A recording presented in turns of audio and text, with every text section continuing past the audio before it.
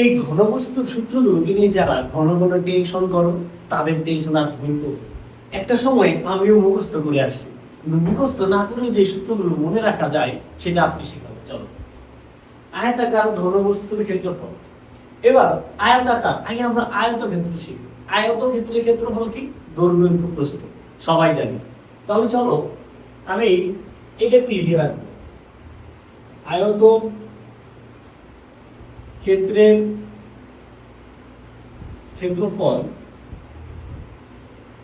দৈর্ঘ্য ইনটু প্রস্থ, তাই না?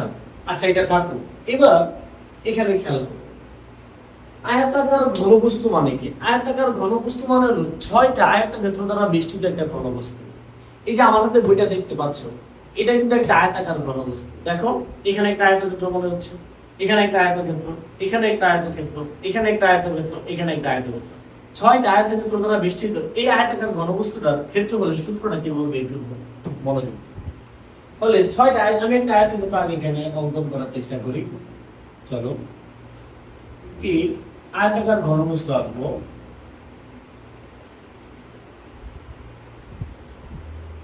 যদিও চেষ্টা করেছি আঁকা মোটামুটি লেভেলে। চলো, এই হলো একটা আয়তাকার ঘনবস্তু।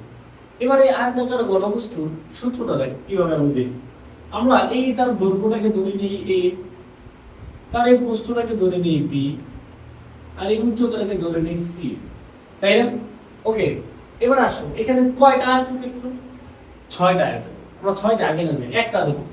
এই যে আয়তক্ষেত্রটা আছে, এটা একটা আয়তক্ষেত্র না? এই আয়তক্ষেত্রের ক্ষেত্রফল কি হবে? দৈর্ঘ্য গুণ প্রস্থ। দৈর্ঘ্য যদি এ হয়, দৈর্ঘ্য যদি এ হয়, প্রস্থ কি হবে? এই যে সি, সি। তাহলে দৈর্ঘ্য ইনটু প্রস্থ, এই যে ক্ষেত্রফল হয়ে গেল, তাই না? আচ্ছা, ঠিক এরকম একটা পৃষ্ঠা তার পেছনে আছে না? খেয়াল করো, এই যে আমার আয়তক্ষেত্রটা, এইটা ধরো বের করেছি, এটার ক্ষেত্রফল দৈর্ঘ্য ইনটু প্রস্থ। ঠিক এইরকম একটা পৃষ্ঠা এই পাশে আছে না? তাহলে এটারও তো সেম হবে, তাই না? তাহলে 2 গুণ দিয়ে দিই, 2টা আয়তক্ষেত্র। আচ্ছা, এই বের করে ফেললাম, প্লাস এটা হয়ে গেল, এবং তার উপরে এবার এই পাশে তাকাও। এই যে এটা যদি দৈর্ঘ্য মনে করি, এটাকে যদি প্রস্থ মনে করি, এটা একটা আয়তক্ষেত্র হয় না? তাহলে ক্ষেত্রফল কি? বি ইনটু সি, দৈর্ঘ্য ইনটু প্রস্থ। এরকম সাইড ঠিক এখানেও তো একটা আছে, তাহলে 2টা প্লাস। এবার উপরে সাইডে তাকাও, এই যে এটা একটা আয়তক্ষেত্র, তাই না? এটা দৈর্ঘ্য যদি এটা হয়, প্রস্থ যদি এটা হয়, তাহলে a ইনটু বি। কয়টা আছে? উপরে একটা, নিচে একটা। ওকে, এই যে 6টা পদ, 2টা 4টা 6টা পদের ক্ষেত্রফল। এবার সব জায়গায় 2 আছে, 2 কমন নাও, তাহলে ab bc প্লাস ca। এই যে হয়ে গেল আমার আয়তাকার ঘনবস্তুর সমগ্র তলের ক্ষেত্রফল, তাই না? তা আয়তাকার ঘনবস্তুর সমগ্র তলের ক্ষেত্রফল কোনটা? এই যে এটা। এবার আসো, আয়তাকার ঘনবস্তুর কর্ণটা কি করে বের করব? খুবই গুরুত্বপূর্ণ, মনোযোগ দাও। আমি এটা মুছে দিই। কর্ণ বের করব, কর্ণ। তাহলে আয়তাকার ঘনবস্তুর কর্ণ বের করব, প্রথমে আমি ভূমির কর্ণটা বের করব। যে ভূমি, ভূমি এই যে দেখো, এটা ভূমির কর্ণ না? তাহলে এই কর্ণ, এটা কিন্তু একটা সমকোণী ত্রিভুজ হয়েছে। এটা যদি সমকোণী ত্রিভুজ হয়, ধরো এটা লম্ব, এটা ভূমি, আর এটা অতিভুজ। তাহলে অতিভুজের সূত্র আমরা কি জানি? অতিভুজ, সরি সরি অতিভুজ কি হবে? দুটো বার লম্ব স্কয়ার মানে a স্কয়ার প্লাস ভূমি স্কয়ার, তাই না?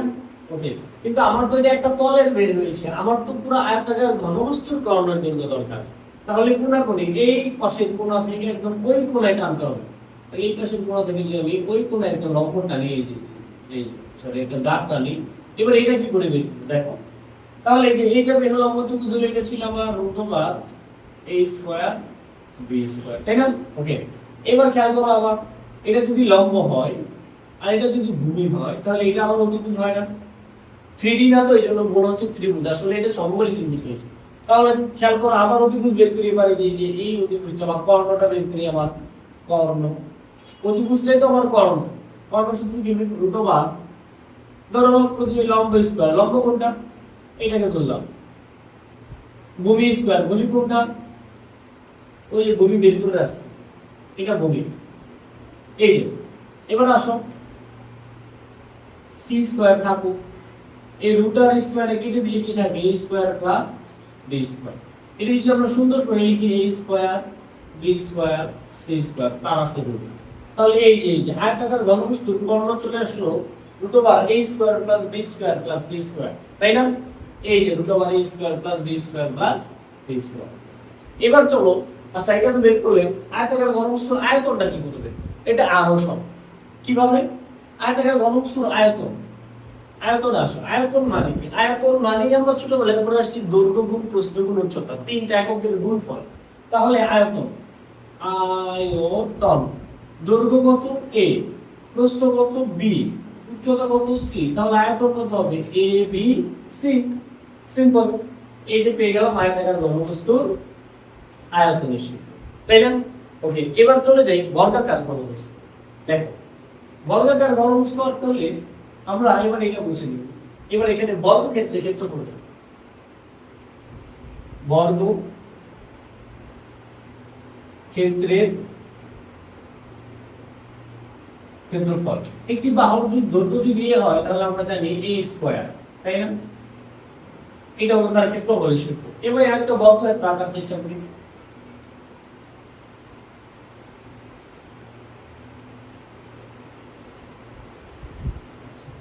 তাহলে এই যদি হয় আমার একটা বর্গাকার ঘনবস্তু, মোটামুটি লেভেলে আঁকার চেষ্টা করেছি। এবার এই বর্গাকার ঘনবস্তুর সূত্রগুলো বের করি। সব বর্গাকার ঘনবস্তুর ক্ষেত্রফল। এবার আসো, বর্গাকার ঘনবস্তু মানে এখানে 6টা বর্গক্ষেত্র দ্বারা বেষ্টিত একটা ঘনবস্তু।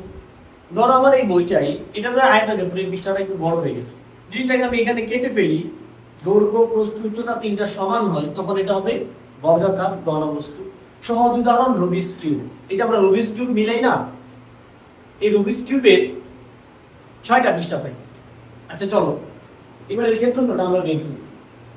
কি করে বের করব?